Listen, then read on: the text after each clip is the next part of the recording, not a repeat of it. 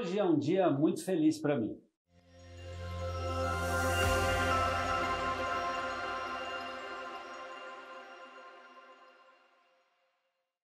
Você que me acompanha aqui nas redes sociais sabe que de vez em quando eu vou contando um pouco do meu uso do alinhador, o quanto isso vem mudando na minha autoestima, na minha autoconfiança, no meu bem-estar. Eu comentei aqui algumas vezes, né, que para mim passar fio dental era um sufoco, eu ficava muitos minutos, era até brincadeira entre amigos quando a gente ia passear.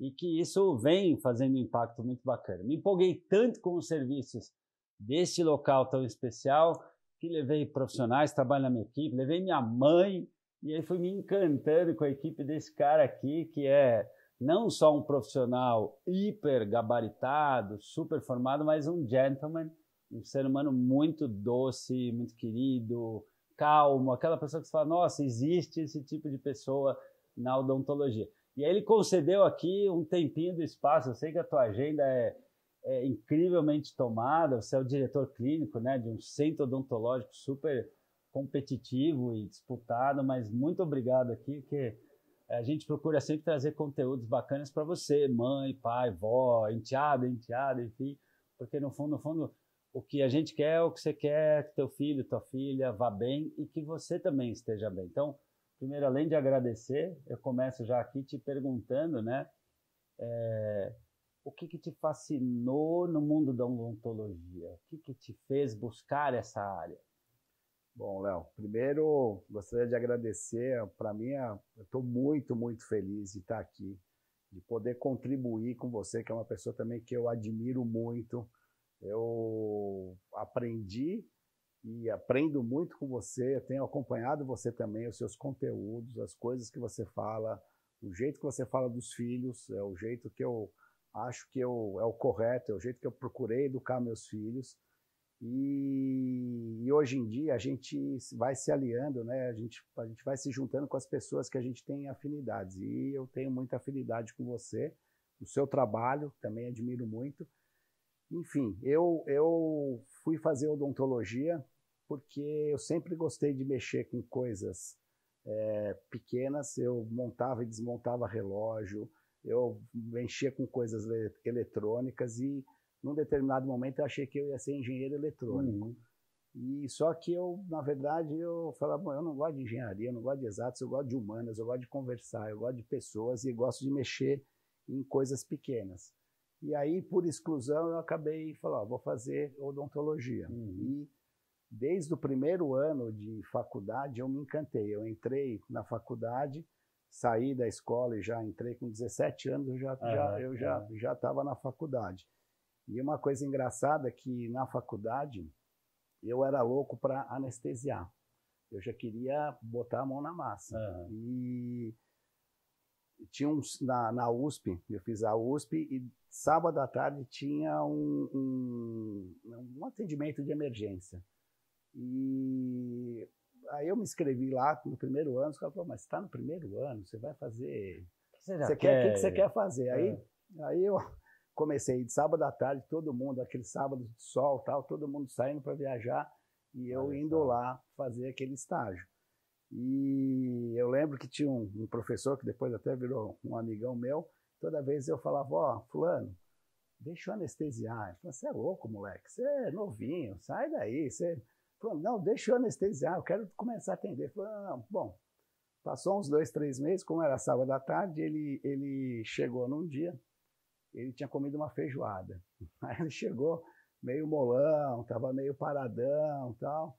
E eu vi que ele estava bem sonado. Eu falei, é hoje, né? Hoje eu vou pegar ele. Aí chegou lá uma emergência, aí eu falei, ó, tem um fulano aí, tá? Eu falei, não, tá bom, pode ir lá, vai começando lá que eu vou te orientando. E naquela época, 35 anos atrás, hoje em dia, não sei se é viável fazer isso, mas naquela época era comum. Então, quanto mais rápido a gente começasse, melhor. Enfim, e foi assim que eu comecei a me empolgar com a odontologia. Muito legal, muito legal. E você vê, se você tem um filho, uma filha adolescente, vai procurando essas centelhas de interesse. Qual é o público que eu quero trabalhar? Qual é a causa que eu quero abraçar? Qual é a dor que eu quero contribuir? que a vida, né, Lênio, não é sobre o quanto de dinheiro a gente vai tirar do mundo, mas o quanto de riqueza a gente vai. Eu fico imaginando, para você, a satisfação que tem, né? Liberar uma dor, ajudar uma pessoa a poder sorrir, porque a gente vê que, às vezes, até numa entrevista de emprego, se a pessoa tem vergonha, na hora de paquerar, na área íntima, em todas as áreas. E aí, por isso eu te faço uma pergunta. Muita gente não vê a relação entre a saúde física e a saúde oral. E muito menos entre a saúde oral e a saúde mental. Sim. Se você puder comentar um pouquinho, né? A saúde das nossas emoções, da nossa boca e do nosso corpo. Como é que se conecta? Assim, tem várias nuances aí que a gente poderia avaliar, mas a gente começa, né? Você sai lá de um parto, né? Um parto normal, uma cesárea. A primeira coisa que você faz é saiu, vai lá, normalmente a enfermeira ou a parteira já coloca, você vai com a boca no peito da sua mãe. Olha, é a primeira relação, primeira conexão com o mundo, conexão, né? Que você tem com a sua mãe é de amamentar. Sim, e essa amamentação, ela faz parte do crescimento, do desenvolvimento da articulação. Então, tem trabalhos mostrando que crianças que não mamaram têm uma certa evolução. Quem mama no peito tem uma outra evolução. Mas eu não pude dar porque eu tive problema no peito, alguma coisinha diferente você vai ter, mas toda a evolução de fazer a sucção começa a desenvolver toda essa área nossa. E isso vai evoluindo, né? E tudo, a gente fala assim, tudo que você todo esse corpinho bonito que você tem aí hoje, né? Tanto para o bem como para o mal, tudo que você comeu, não só o que você comeu, mas o que você conseguiu absorver da comida. O importante não é só o que você come, é o que você consegue absorver da comida. E para isso, você precisa ter dentes. Então, assim, aquela coisa de, tô sem um dente, mas já tenho 40 anos, mas agora aos 50, porque uma coisa, quando você fala isso, eu fico pensando, antigamente, quem botava aparelho, quem não dentista era criança, adolescente. Adulto, né, se tá ruim, deixa pra lá, com a vida que vem. E hoje eu penso, eu tenho 53 anos, né? E eu posto muitas vezes aqui dando incentivo, olha, eu tô usando alinhador, eu gosto. Eu tenho orgulho, no começo te confesso, primeira semana, eu vou dar palestra, que vergonha. E um dia me deu um insight, falei, cara, tem que ter orgulho, eu tô cuidando de mim, eu tô me preparando para embelezar o mundo. E a minha autoestima mudou.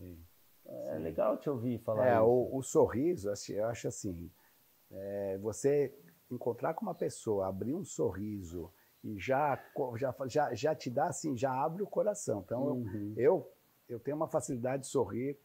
O pessoal até brinca, fala assim, você tem algum problema? Porque eu nunca vejo o lado ruim das coisas, eu sempre vejo o lado... Eu acordo de manhã com bom humor. Então, em casa, minha família fala, pô, mas por que você... Minha filha, minha mulher fala, mas por que você acorda?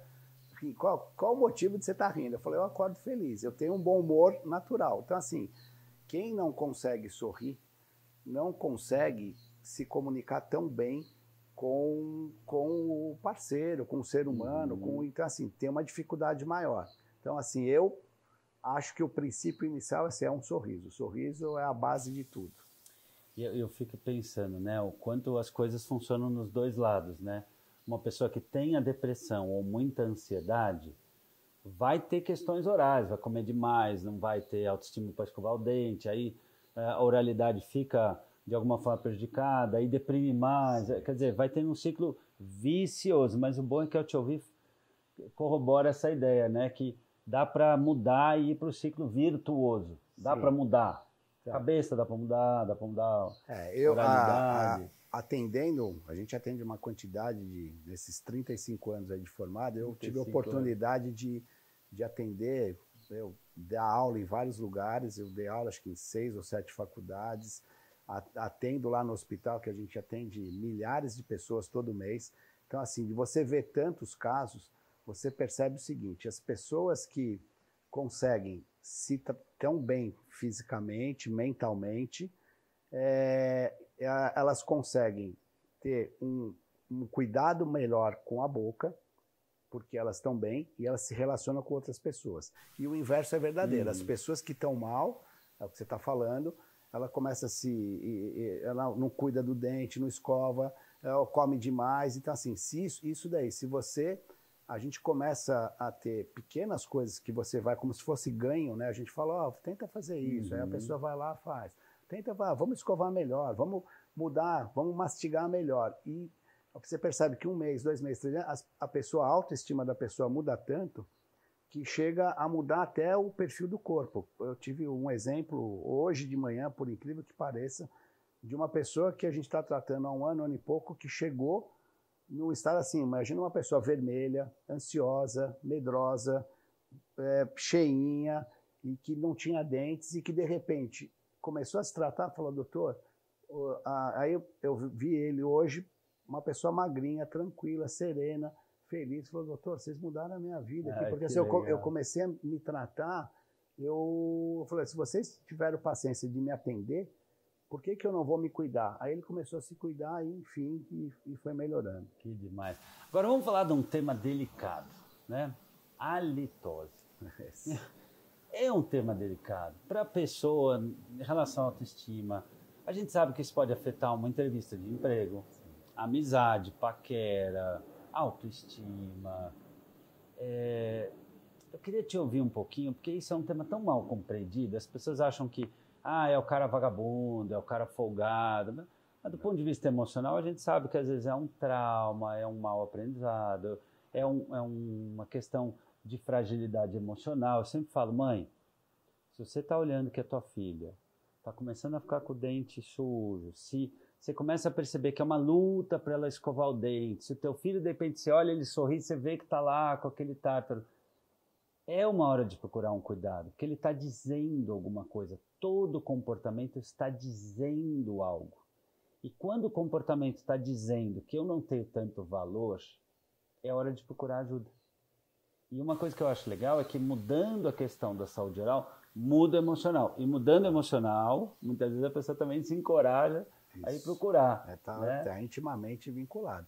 Essa questão da halitose, a gente fez um trabalho durante uns 10 anos, eu fui até presidente da Sociedade Brasileira de Halitose durante 3 ou 4 anos, e a gente desenvolvia um trabalho para entender melhor esse problema. E é um problema difícil das pessoas falarem, assim, eu percebo, a gente trabalha num ambiente que é grande, e o problema que a gente tem maior dificuldade de tirar, de a pessoa falar qual que é o problema que ela veio procurar a gente, é a halitose. Ela veio e fala, estou com dor de dente, estou com isso, minha estética também, mas a halitose, a gente tem que falar de lado, a pessoa vem e fala, olha, na verdade eu vim aqui porque eu estou sentindo que eu estou com mau hálito. Só que o mau hálito, ele tem 60 causas diferentes. 60 causas? 60 causas diferentes. Só que 90% dessas 60 causas estão relacionadas com tártaro, que é a parte de limpeza. Você vai lá no dentista uma vez a cada 6 meses, você consegue resolver. A limpeza da língua, que chama saburra lingual, que é um nome horrível, mas de você poder limpar a língua, na verdade, você não é escovar, é raspar. Tem uns raspadores específicos para isso. E tem um negócio aqui na garganta que chama cásio, que é um nome feio, que fica lá na amígdala. São umas bolinhas brancas que as pessoas têm umas caverninhas na amígdala, que às vezes você vai soltando e aquilo é um depósito de bactérias, tudo. Isso daí causa um mau hálito. Mas o mau hálito, na verdade, o mau hálito matinal é normal, você acordar. A alimentação que você faz, se você come muita gordura. O que é o mau hálito, na verdade? É uma bactéria, é um gás, a bactéria à base de enxofre, que qualquer lugar do seu corpo que você tiver uma infecção ou alguma coisa que tiver ruim, putrefando mesmo, essa molécula é muito pequenininha, ela passa para o seu sangue, do seu sangue ela vai para o seu pulmão e do seu pulmão você expele. Então, só que isso é 10% dos casos. Ou seja, o caso mais difícil é mais raro mesmo. Mas então, 90% você resolve na boca, com o dentista. Mas também, aí o pessoal fala, mas eu estou com problema de estômago.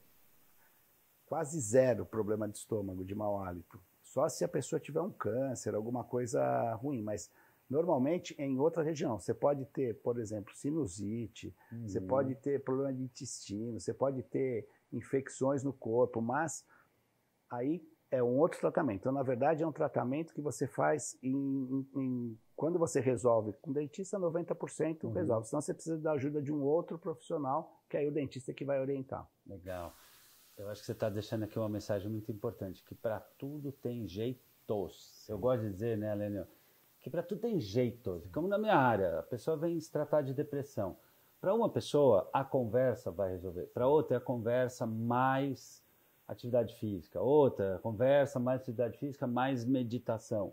Para outra, tudo isso mais a dança. Ou alguns vão precisar de medicamento por um tempo. Então, procura sempre um profissional. Aliás, quando você for procurar um profissional da área de saúde, pergunta qual a formação. Escuta, por que o senhor começou a trabalhar nessa área? Né? Porque isso é importante, né? Às vezes a pessoa está lá resolvendo ou tratando a doença e não a pessoa. Porque o psicólogo tem suas limitações, como o dentista vai até um ponto, o odontólogo, como todo profissional, vai... Por exemplo, a gente tem questões hoje cada vez mais faladas, né? Trazer aqui uma questão bastante delicada. Crianças do espectro autista. Eu estava lendo um estudo que 1 em cada 44 crianças, segundo o estudo norte-americano, se enquadra dentro do espectro autista. E eu fico imaginando que deve ter muito odontólogo, não trato, não, mas é difícil, não, porque tem epilepsia. As pessoas têm os mitos, elas nem entendem do que estão falando, e muitas vezes para a mãe e para a família é um grande sofrimento. Pô, você já tem uma criança que tem necessidades diferenciadas.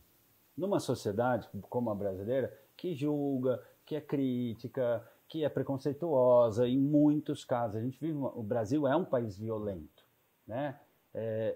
E aí eu fico imaginando, se não tiver um lugar muito humanizado, é mais uma dor para essa mãe, para esse pai, é mais uma dor para essa criança. Eu queria te ouvir falar, porque comentei com vocês, uma coisa legal que eu vejo lá, e por isso que eu quis escrever essa aqui, é que vocês olham a pessoa.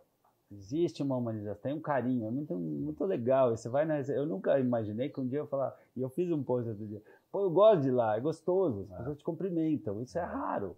Queria te ouvir um pouquinho sobre a questão de tratamento com crianças do espectro autista, outras questões, que hoje estão cada vez mais faladas, e que bom, né? Antigamente era uma vergonha, hoje não. Hoje é a vida, hoje é um ser humano que merece o mesmo respeito e dignidade. Eu vou te falar que assim, é uma coisa que me surpreendeu. A gente começou a tratar pacientes especiais há uns 3, 4 anos e tinha uma experiência nisso. A gente trouxe alguns profissionais que colaboraram com a gente, mas eu acho que é uma das coisas que mais me gratifica hoje é fazer esse atendimento de pacientes especiais, porque assim, eu já admirava todas as mães do mundo. Hoje eu idolatro, porque eu vejo assim, a dedicação que essas mães têm e a dificuldade que elas têm de achar profissionais para cuidar. Então, a odontologia era um problema que, às vezes, uma criança que tinha autismo, síndrome de Down, ou várias N síndromes, elas tinham que ir em hospital, fazer anestesia geral, corre um risco até de vida, que você tem, é um custo altíssimo, e a gente conseguiu resolver isso criando processos internos que a gente consegue atender, sei lá, 90% desses pacientes, e cada vez vem mais gente, mas cada vez a gente, assim, é uma troca. Na verdade, a gente está orientando mães, as mães orientam a gente vai, e cada vez a gente está desenvolvendo mais ainda esses atendimentos, e a gente fica muito feliz de ver o resultado. Então, as crianças vão evoluindo. Tem crianças que no começo a gente usa uma sedação via remédio, mas às vezes você consegue até tratar depois sem a sedação. Então, porque elas eram tão maltratadas, tão... Posso imaginar.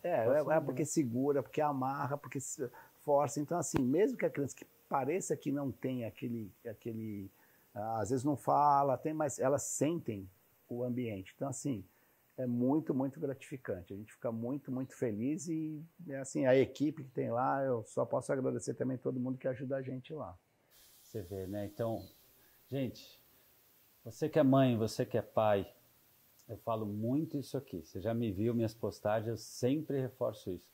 Não abaixa a cabeça para a vida. Não aceite um maltratamento. não se conforme com uma dificuldade. Dificuldade não é limitação. Eu agora, hoje, estou no meu primeiro dia que eu tirei os pontos aqui da minha cirurgia e tenho postado na academia, por exemplo, estou lá fazendo bicicleta, é o que eu posso fazer, porque limitação não é impedimento.